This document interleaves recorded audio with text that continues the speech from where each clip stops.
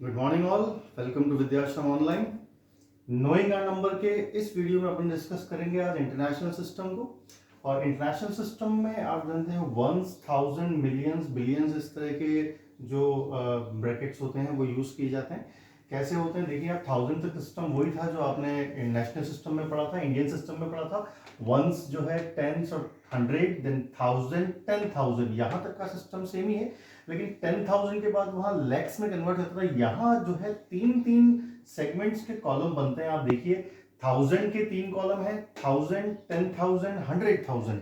इसी तरह से मिलियंस के 3 कॉलम है, millions, 10 millions, 100 millions, and similar for the billions, billion, 10 billion, 100 billion. यहां पर नंबर्स याद रखने के लिए आपको डिजिट्स याद रखने पड़ेगी, क्योंकि तीन तीन के ही स्लॉट बने हुए हैं। इसलिए ये देखिए 100 तक तो आपको लिखना आता है। ये 1000 के लिए 3 जीरोस काम में ली जाती है, 1 के आगे 3 जीरो होती है। तो जब अपन 10,000 लिखेंगे तो 10 और 3 जीरो, 100 और 3 जीरो। इसी तरह मिलियन के लिए 6 जीरो हो जाती है। ठीक है, अब ये 6 जीरो हो गई तो ये मिलियन कहलाएगा। और जैसे ही आप 10 मिलियन लिखेंगे तो 10 के आगे 6 जीरो, और 100 में लिखेंगे तो 100 के आगे 6 जीरो।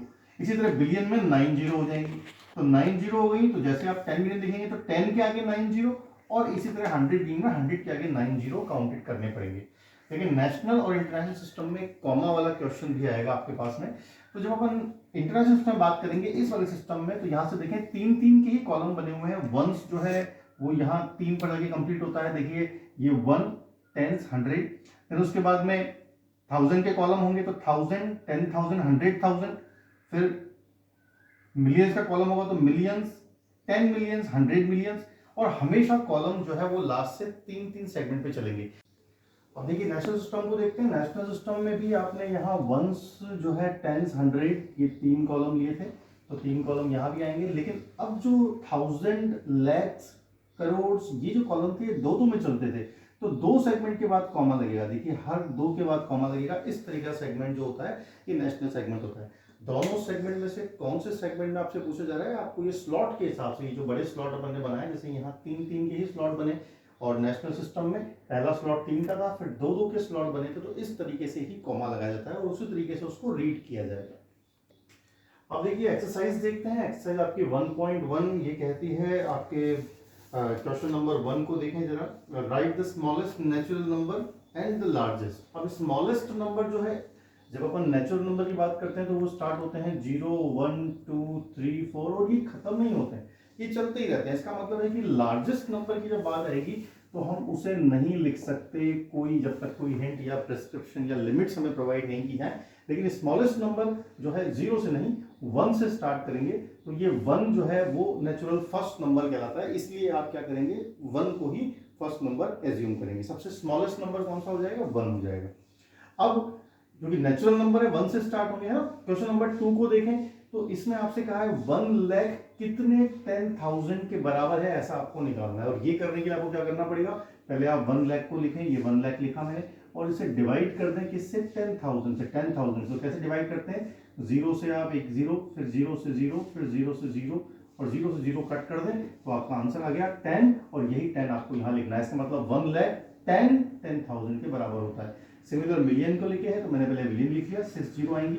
100,000 लिखा तो 100 और 1000 की 3 जीरो लगा दी। यहाँ भी आप वही करें, कट लगाते जाएं, एक जीरो से एक जीरो कट कर दें, तो फाइनली क्या बचेगा, 1 जीरो, दैट मीन्स 10। यहाँ भी आंसर 10 होगा, तो 1 मिलियन 10 100,000 के बराबर होगा। देखिए क्वेश्चन नंबर 3 जो है, इसमें आपको कॉमा इंसर्ट करना है और फिर इसका नाम भी लिखना है। तो जैसे मान लो हम इंटरनेशनल सिस्टम या नेशनल सिस्टम की पहले बात करें। नेशनल सिस्टम के अंदर अपन क्या करते हैं, लास्ट से थर्ड पे कॉमा लगता है, देन फिर 2 पे कॉमा लगता है, फिर 2 पे कॉमा लगता है। तो इस तरीके से सिस्टम बन जाता है। अब ये तो हो गया आपका हंड्रेड्स वाला कॉलम, ठीक है, ये हो गया 1000 वाला कॉलम, ये हो गया लैक्स वाला कॉलम, और ये हो गया करोड़ वाला कॉलम। तो आप कैसे पढ़ेंगे इसे, 18 करोड़, लैख नहीं है छोड़ दें, देन 18,000 एंड 18, 100 भी नहीं है, तो इस तरीके से इसका नाम हो जाएगा। ठीक है, अगर हम इंटरनेशनल की बात कर रहे हैं तो इंटरनेशनल में ये 3, देन फिर 3 और 3 इस तरह से बचेंगे।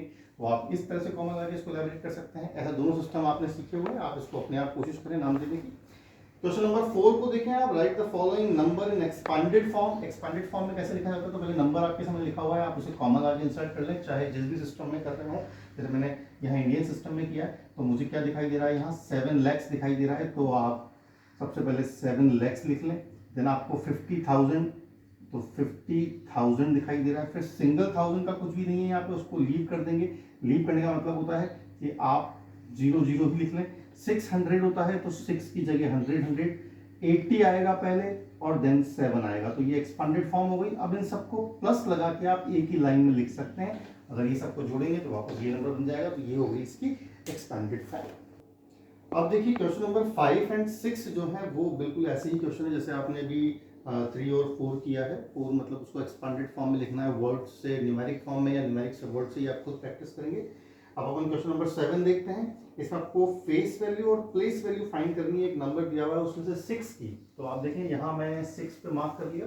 उस मार्क करने पर अब इसकी फेस वैल्यू तो मुझे दिखाई दे रही है 6 है, क्योंकि खुद 6 है, जो आपको शक्ल दिख रही है जिसकी वही फेस वैल्यू होती है। लेकिन प्लेस वैल्यू अपन यहाँ से काउंट करेंगे 1s, 10s, 100, 1000, तो ये आ गया आपके पास में 6000। तो इस तरीके से आप किसी भी डिजिट निकाल सकते हैं। मैंने एग्जांपल 6 का लिया है, जो आपके क्वेश्चन पूछा जाए। मैं और भी जनरल क्वेश्चन बन सकते हैं इसमें, जैसे कि यहाँ देखें क्वेश्चन नंबर 8 में, और ये कह रहा है find the difference between the place value and the face value of the digit 9। तो 9 डिजिट है, मैं पहले देख लेता हूँ दोनों की। फेस वैल्यू तो है 9 और इसकी प्लेस वैल्यू है 9000, क्योंकि देखिए 1s, 10s, 100 और 1000 पे आ रहा है। अब इन दोनों को माइनस करना है हमें, तो आप कैसे माइनस करते हैं वो आप जानते हैं। माइनस करके आप इनको लिखते हैं, डिफरेंस निकालना है तो डिफरेंस दोनों का ऐसे मिल जाएगा। इसके बाद है question number 9, determine the difference of the place value of 7। तो हमें एक फिगर दिया हुआ है, यहाँ 2 बार 7 आ रहा है, एक बार यहाँ और एक बार यहाँ। तो मैंने दोनों को लिखा। देखिए इस वाले की प्लेस वैल्यू जो है वो 70 है, और इस वाले की प्लेस वैल्यू अपन काउंट करेंगे तो 1s, 10s, 100, देन 1000, 10,000, lakhs और 10 lakhs, तो 70 lakhs आ रहा है। अब आप चाहें तो इन दोनों का डिफरेंस यहाँ निकाल के इसको कैलकुलेट कर सकते हैं। इसी तरह क्वेश्चन नंबर 10 देखेंगे आप, determine the product of the place value and the face value of digit 4 in this number. तो यहाँ देखें 4 की प्लेस वैल्यू तो 400 है, ये 100 वाले प्लेस पर है, और इसकी फेस वैल्यू 4 ही है। इन दोनों को मल्टीप्लाई करें तो 1600 आ रहा है। एंड इसी तरीके से क्वेश्चन नंबर 11 है, find the difference between the numbers 8, 95 and obtain on reversing digits. अब इस डिजिट को रिवर्स कर लें आप तो 5, 9, 8 बन जाएगा। पीछे से रिवर्स करते हैं तो अब इन दोनों को माइनस करके आंसर निकाल सकते हैं। तो इस तरह से आपकी एक्सरसाइज नंबर 1 पूरी हुई। आई होप कि आप इसकी प्रैक्टिस करेंगे और एज सून मुझे अपना वर्क असाइन करें।